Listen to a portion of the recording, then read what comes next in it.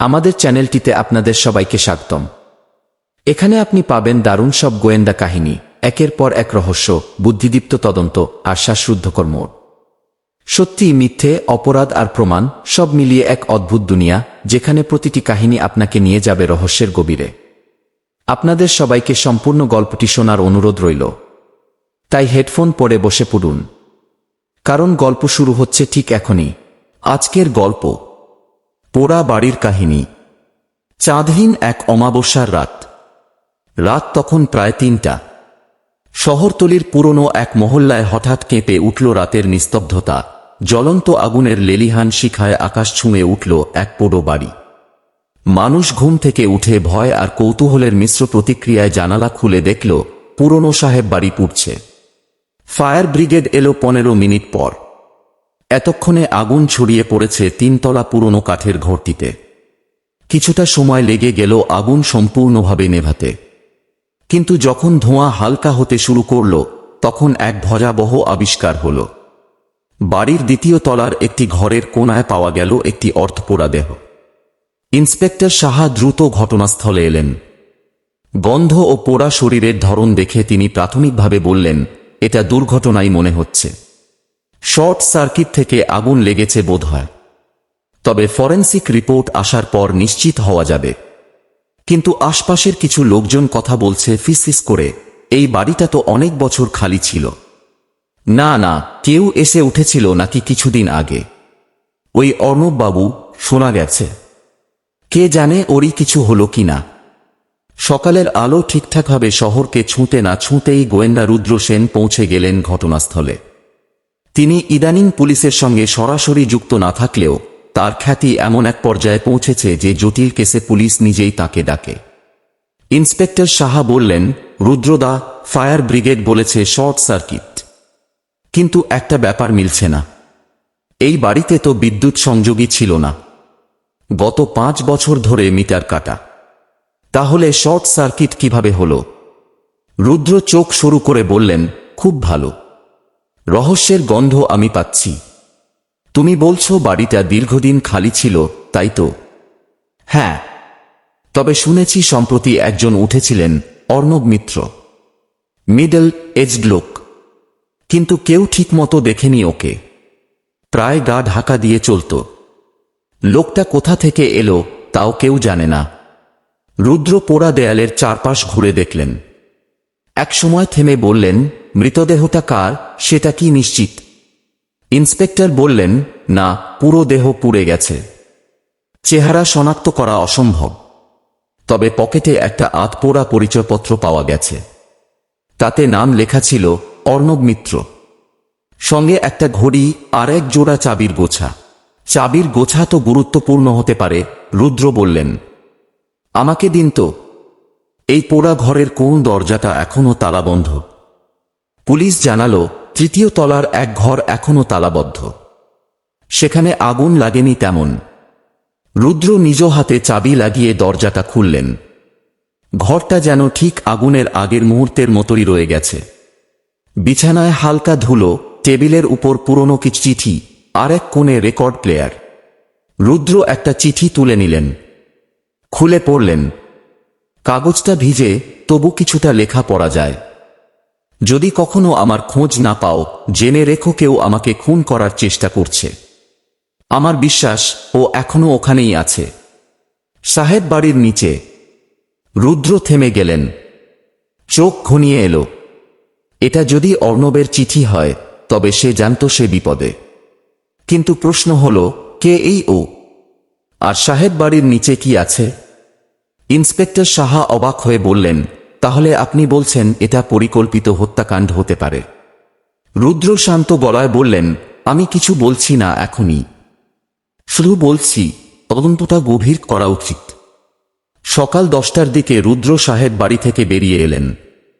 মুখে চিন্তার ভাঁজ স্পষ্ট। তিনি সোজা গেলেন স্থানীয় ভূমি অফিসে। পুরনো বাড়ির ইতিহাস জানার জন্য এটি সবচেয়ে নির্ভরযোগ্য জায়গা। ভূমি অফিসের কর্মচারী বিনয়বাবু একটু ধুলোমাখা খাতা ঘেঁটে বললেন, এই বাড়িটার নাম আগে ছিল লাইট হাউস ভিলা। ১৯৪৮ সালে এক ব্রিটিশ সাহেব, মিস্টার ফিলিপস, এটা তৈরি করেছিলেন। দেশ ছেড়ে চলে যাওয়ার সময় বিক্রি করে যান এক জমিদার বংশকে। রুদ্র জিজ্ঞেস করলেন, তারপর একের পর এক উত্তরাধিকারীরা এসেছে। শেষ মালিক ছিলেন সুধাংশু মিত্র। তবে 2002 সালে তিনি নিখোঁজ হন। তারপর থেকে বাড়িটা পড়ে আছে খালি, কেউ আর দাবি করেনি। সরকারি রেকর্ডে এখনো তার নামেই আছে সুধাংশু মিত্র। অর্ণব মিত্রের সঙ্গে কোনো সম্পর্ক আছে? বিনয়বাবু চমকে উঠলেন, সেটা তো বলতে পারব না, তবে মিত্র উপাধি তো একই হতে পারে। কিন্তু ওই নিখোঁজ ঘটনাটা একটু অদ্ভুত ছিল। সুধাংশুবাবু হঠাৎ একদিন বাড়ি ছেড়ে বেরিয়ে গিয়ে আর ফেরেননি। রুদ্র কিছুটা চুপ করে থাকলেন। তারপরে তিনি গেলেন স্থানীয় লাইব্রেরিতে। পুরনো পত্রিকার কাটিং খুঁজতে থাকলেন তিনি। 2002 সালের সময়কালের একটি খবরের শিরোনাম চোখে পড়ল, বাড়ির নিচে গোপন ঘর, সাহেব বাড়ির অদ্ভুত কাহিনী। স্থানীয়দের মতে সাহেব বাড়ির নিচে একটি গোপন সুড়ঙ্গ বা ঘর রয়েছে, যেখানে ব্রিটিশ সাহেব তার মূল্যবান সম্পদ লুকিয়ে রেখেছিলেন। যদিও প্রমাণ মেলেনি। রুদ্র ধীরে ধীরে হাসলেন। বাহ, বাড়ির নিচে লুকোনো ঘর, অর্ণবের চিঠিতে বলা কথার সঙ্গে মিল পাচ্ছি তো। ঠিক তখনই তার ফোন বেজে উঠল। ইন্সপেক্টর সাহা। রুদ্রদা, আরও একটা তথ্য পেয়েছি। অর্ণব মিত্র নামে একজন ব্যক্তি কিছুদিন আগে মৃত সুধাংশু মিত্রের উত্তরাধিকার দাবি করে বাড়ির দখল নিতে আইনজীবীর মাধ্যমে আবেদন করেছিলেন। মানে সে হয়তো সুধাংশুর ভাইপো বা এমন কেউ। তাহলে কি সে সত্যি উত্তরাধিকারী, নাকি শুধুই নামটা ব্যবহার করেছে? ঠিক জানি না, বললেন সাহা। তবে বাড়ি দখল নিয়ে তার মধ্যে কোনো উৎসাহ ছিল, এটা নিশ্চিত। রুদ্র চোখ সরু করে বললেন, মোটেই দুর্ঘটনা নয় এই মৃত্যু। এই বাড়ির ইতিহাস শুধু পুরনো নয়, রহস্যময় বটে। রুদ্র সাহেব বাড়ির ঠিক পাশের বাড়িতে গিয়ে দরজায় নক করলেন। দরজা খুললেন এক বয়স্কা মহিলা, শ্রীমতী কাজল দত্ত। তার মুখে আতঙ্ক ও কৌতূহলের ছাপ স্পষ্ট। আপনি কি ঘটনার রাতে কিছু দেখতে বা শুনতে পেয়েছিলেন? রুদ্র জিজ্ঞেস করলেন। কাজল দত্ত বললেন, হ্যাঁ বাবু, আগুন লাগার আগে আমি কিছু অদ্ভুত শব্দ শুনি। জানালার পাশে দাঁড়িয়েছিলাম। হঠাৎ দেখি সাহেব বাড়ির ভেতর আলো জ্বলছে। আলো? কিন্তু তো বাড়িটা তো বিদ্যুৎহীন ছিল। ঠিক তাই তো বলছি। আমি অবাক হয়ে তাকিয়ে থাকি। একটু পর দেখি একজন লোক লম্বা চাদর গায়ে দিয়ে বাড়ির পেছন দিক দিয়ে বেরিয়ে গেল। তার মুখ আমি ভালো করে দেখতে পারিনি। তারপরই আগুন লাগে। রুদ্র মনোযোগ দিয়ে শুনলেন। এই তথ্যটি খুব গুরুত্বপূর্ণ, কাজল দেবী। আপনি কি ওই ব্যক্তিকে আবার চিনতে পারবেন? মুখটা ভালো করে দেখিনি, কিন্তু হাঁটার ভঙ্গি ছিল খুব অদ্ভুত, যেন খুঁড়িয়ে হাঁটছিল। রুদ্র মাথা নাড়লেন। খুব ভালো। আপনি কারো সঙ্গে এই বিষয় নিয়ে কথা বলেছেন? না, আমি তো ভয়ে চুপ করে আছি। কেউ যেন কিছু না ভাবে। তারপর রুদ্র গেলেন আরেক প্রতিবেশী, ভাস্কর পাল, যিনি এলাকার একমাত্র লোক যিনি প্রায়শই সাহেব বাড়ির আশপাশে কাজ করতেন। তিনি ছিলেন হোম গার্ড টাইপ একজন। ভাস্কর বাবু, আপনি কি অর্ণব মিত্রকে চিনতেন? হ্যাঁ গোয়েন্দা বাবু। লোকটা কিছুটা অদ্ভুত ছিল। কারো সঙ্গে কথা বলতো না। তবে একদিন দেখি সে বাড়ির নিচে কিছু খুঁড়ছে। আমি জিজ্ঞেস করলে বলে, পুরনো ড্রেন ঠিক করছি, কিন্তু আমার সন্দেহ হয়েছিল। খুঁড়ছিল কোথায়? পিছনের বাগানের এক কোণে। আমি জায়গাটা দেখাতে পারি। রুদ্র সঙ্গে সঙ্গে সেখানে গেলেন। জায়গাটা অর্ধেক খোঁড়া, কিছুটা মাটি সরানো ছিল। রুদ্র নিজে হাত দিয়ে খুঁড়ে কিছুটা নিচে নামলেন এবং একটি জংধরা লোহার হ্যাঁচ দেখে চমকে উঠলেন। লুকানো দরজা, রুদ্র নিচু গলায় বললেন। হ্যাঁচটা খুলতে একটু সময় লাগল। ধাতব দরজা খোলার সঙ্গে সঙ্গেই নিচে নেমে যাওয়া সরু সিঁড়ি দেখা গেল। নিচে অন্ধকার, ভিজে মাটির গন্ধ। এই সিঁড়ি কোথায় নিয়ে যায় ভাস্করবাবু জানেন? না গোয়েন্দাবাবু, আমি জীবনে এটা কখনো দেখিনি। রুদ্র নিচে নামা থেকে নিজেকে বিরত রাখলেন। এটা এখনই একা যাচাই করা ঠিক নয়। রাতে একা নামা বিপজ্জনক হতে পারে। এটা আমরা পরিকল্পনা করে করব। কিন্তু একটাই কথা তার মাথায় ঘুরছিল, সাহেব বাড়ির নিচে কি লুকানো আছে। রুদ্র সন্ধ্যায় ফিরে এলেন নিজের অফিসে। তার ডেস্কের উপর ছড়িয়ে ছিল সাহেব বাড়ি থেকে উদ্ধার করা চিঠিপত্র ও নোট। চিঠির একটি পুরনো খামে হঠাৎ তার নজর গেল, খামের উপর নাম লেখা, ডক্টর শ্রীধর বসু। ঠিকানা ছিল ইন্ডিয়ান আর্কাইভস, কলকাতা। রুদ্র অবাক হলেন। ইতিহাসবিদ বা প্রত্নতত্ত্ববিদ মনে হচ্ছে। তিনি দেরি না করে পরদিন সকালে সেই ঠিকানায় রওনা দিলেন। ইন্ডিয়ান আর্কাইভসে পৌঁছে ডক্টর বসুর সঙ্গে দেখা করার সময় চাইলেন। বসু ছিলেন প্রায় 70-এর কোঠায়, ধুতি পাঞ্জাবি পরা, চোখে মোটা ফ্রেমের চশমা। রুদ্র সেন, গোয়েন্দা, সাহেব বাড়ি নিয়ে জানতে চান। কৌতূহল ঝরে পড়ল ডক্টর বসুর কণ্ঠে। আপনি কি আগে কখনো ওই বাড়ি নিয়ে কিছু গবেষণা করেছিলেন? হ্যাঁ, বছর 10 আগে আমি ওই বাড়ির ইতিহাস খুঁজে বের করার চেষ্টা করছিলাম। তখন থেকেই অদ্ভুত ঘটনা শুরু হয়। একদিন এক অজানা লোক এসে হুমকি দিল, এটা খোঁজার চেষ্টা করলেই বিপদ হবে। আমি থেমে যাই। কিন্তু আপনি খুঁজে পেয়েছিলেন কিছু? ডক্টর বসু টেবিলের ড্রয়ার থেকে একটি জীর্ণ পত্র বের করলেন। পত্রটি ইংরেজিতে লেখা। To whom it may concern. Beneath the mansion lies not just treasure, but truth that can shake the very roots of power.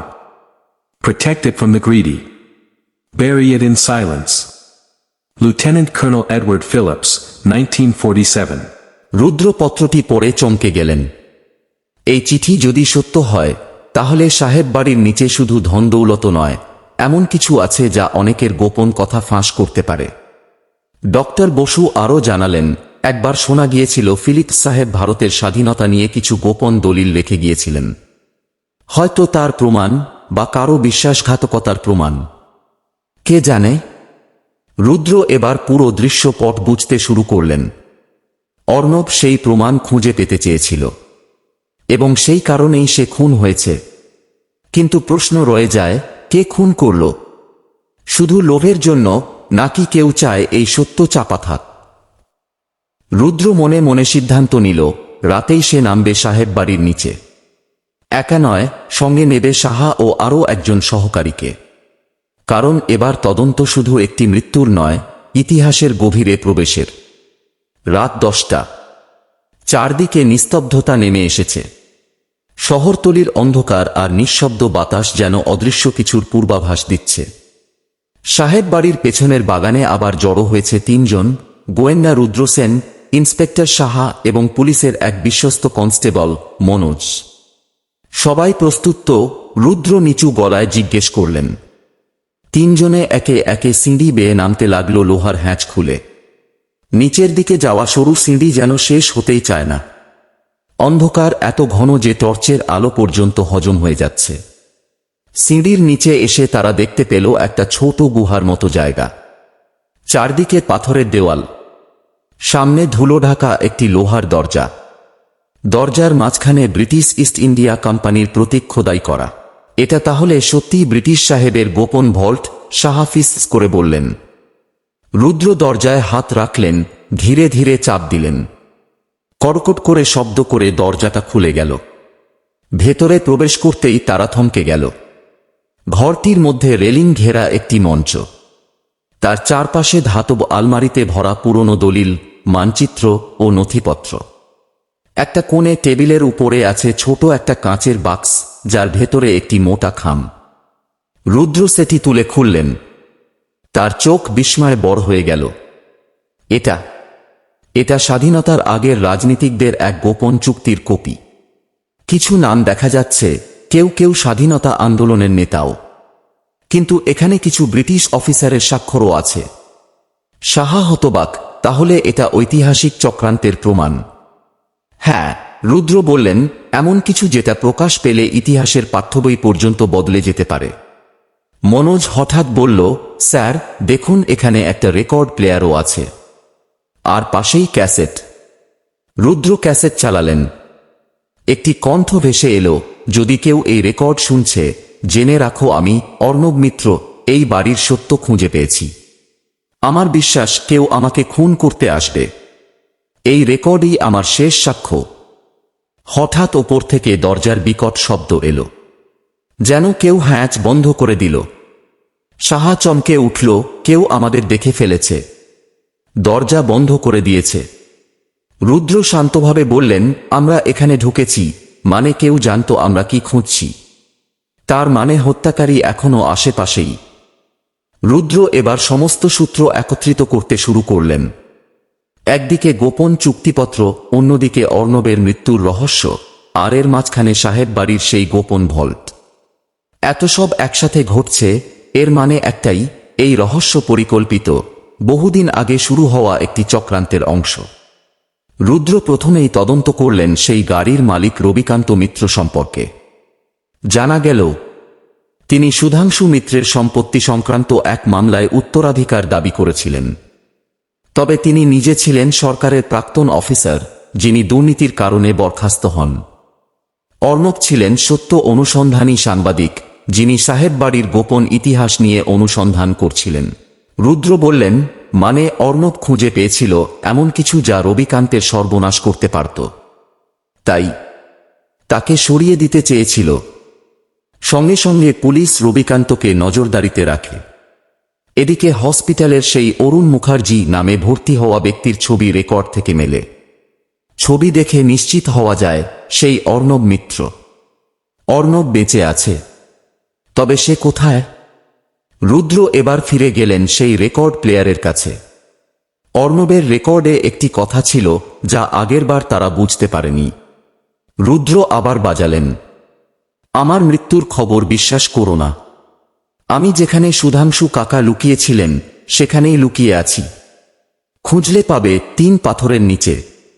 3 পাথরের নিচে? রুদ্র ভ্রু কুঁচকে বললেন। সাহা বলল, বাড়ির পেছনে একটা পুরনো কুজো ছিল, তার পাশে 3টা পাথর সাজানো দেখেছিলাম। তারা ছুটে গেল সাহেব বাড়ির পেছনে। 3টি পাথর, একটির নিচে কাদা ও পাতার স্তর। সরাতেই দেখা গেল কাঠের খোলা। সেই খোলা সরিয়ে তারা একটি সংকীর্ণ গর্তে চোখ রাখলেন। সেখান থেকে কেঁপে কাঁপা কণ্ঠে একটি আওয়াজ এলো, কে কে আছেন? অর্ণব। রুদ্র চিৎকার করলেন। তাকে উদ্ধার করা হল। শুকিয়ে যাওয়া মুখ, চোখে আতঙ্ক, কিন্তু বেঁচে আছে। আপনি কি জানতেন কে আপনাকে মারতে চেয়েছিল? সাহা জিজ্ঞেস করল।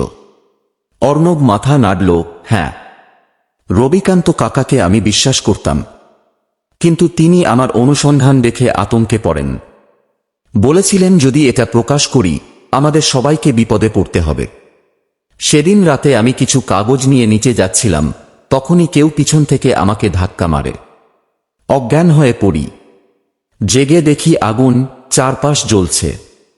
কোনোভাবে পালিয়ে এই গর্তে আশ্রয় নিই। রুদ্র শান্ত স্বরে বললেন, তুমি নিজেকে মৃত প্রমাণ করে সঠিক কাজই করেছ। এখন সময় সত্য প্রকাশের। অর্ণবকে উদ্ধার করার পরদিন রুদ্র গোটা বিষয়টি নিয়ে একটি গোপন পরিকল্পনা করেন। তিনি চেয়েছিলেন রবিকান্ত মিত্র নিজেই মুখ খুলুক, প্রকাশ করুক সত্য। তাই তিনি একটা নাটক সাজালেন। কলকাতার একটি সংবাদপত্রে প্রকাশিত হল একটি খবর, সাহেব বাড়ির নিচে পাওয়া গেছে ব্রিটিশ যুগের গোপন দলিল, ঐতিহাসিক সত্য উন্মোচিত হতে চলেছে। সংবাদটি দেখে রবিকান্ত মিত্র আতঙ্কিত হয়ে পড়েন। তিনি জানতেন যদি অর্ণব বেঁচে থাকে এবং সত্য প্রকাশ করে, তবে তার সরকারি দুর্নীতির অতীত ফাঁস হয়ে যাবে, উত্তরাধিকার দাবি বাতিল হবে, এমনকি কারাবাসও হতে পারে। একদিন গভীর রাতে সে গোপনে সাহেব বাড়িতে আসে। তার হাতে ছিল আগ্নেয়াস্ত্র, কিন্তু সে জানত না ঘরে আগে থেকেই রুদ্র, সাহা এবং অর্ণব উপস্থিত। সবকিছু গোপনে রেকর্ডও হচ্ছিল। রবিকান্ত দরজা খুলেই চিৎকার করল, তুমি বেঁচে আছো, সব নষ্ট করে দিলে। অর্ণব শান্ত গলায় বলল, তুমি তো কাকার মতো ছিলে আমার কাছে। কেন? রবিকান্ত চিৎকার করে বলল, এই দলিলগুলো প্রকাশ পেলে শুধু আমার নয়, আরও অনেক বড় মানুষের মুখোশ খুলে যাবে। তুমি কিছু জানো না অর্ণব, এটা শুধু জমির উত্তরাধিকার নয়, এটা ক্ষমতার খেলা। রুদ্র সামনে এসে দাঁড়ালেন। তাহলে তুমি অর্ণবকে খুন করতে গিয়ে নিজে একজন নিরীহ ভৃত্যকে হত্যা করেছিলে। তার দেহ অর্ণবের নামে সাজিয়ে আগুনে ফেলে দিলে যাতে সবাই ভাবে অর্ণব মারা গেছে। রবিকান্ত থমকে গেল। আমি চাইনি, সে বাধ্য করেছিল আমাকে। আমি শুধু নিজের সম্মান বাঁচাতে চেয়েছিলাম। তাই নিজেরই পরিবারের একজনকে পুড়িয়ে মারলে সাহা গর্জে উঠল। ঠিক তখনই পুলিশ তাকে গ্রেপ্তার করল। কাঁধ ঝাঁকিয়ে হেরে যাওয়া দৃষ্টিতে রবিকান্ত বলল, সত্য একদিন বেরিয়ে আসেই। আমি জানতাম। রুদ্র বললেন, সত্য যেমন বেরিয়ে আসে ঠিক তেমনি মানুষও মুখোশ পরে বাঁচে, কিন্তু কোনো না কোনো সময় সেই মুখোশ খুলে যায়।